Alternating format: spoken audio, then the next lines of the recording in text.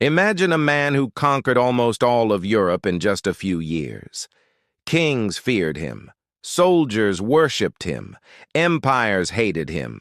He did not inherit a throne. He built himself from nothing. His name was Napoleon Bonaparte, the late 18th century. France was drowning in chaos. The revolution had destroyed the monarchy. The king was executed. The streets of Paris ran with blood. The country had no stability. The army lacked discipline. Europe was preparing to crush France. And at that very moment, a young officer from the island of Corsica stepped forward. Short, ambitious, completely convinced of his destiny.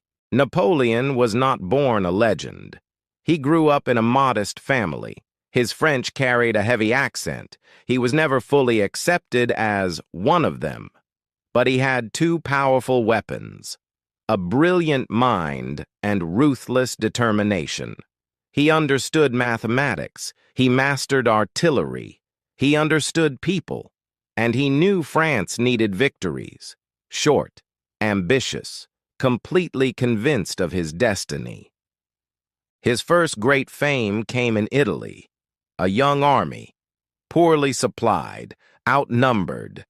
But Napoleon moved faster than his enemies. He divided their forces. He attacked where no one expected him. Victory after victory. His soldiers began to believe in him. The name Napoleon became a legend. In 1799, he did something that changed everything: a coup d'etat. He seized power. No royal blood, no ancient dynasty.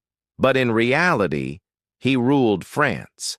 And a few years later, he did the unthinkable. He placed the crown on his own head. He became emperor. Europe was shocked. One man challenging centuries of monarchy. Austria, Prussia, Russia, Great Britain. They united against him. And still, Napoleon won. Austerlitz, his masterpiece. The Allied armies were shattered. His strategy is still studied in military academies today. At the height of his power, he controlled most of continental Europe. He seemed unstoppable, but history does not forgive overconfidence. 1812.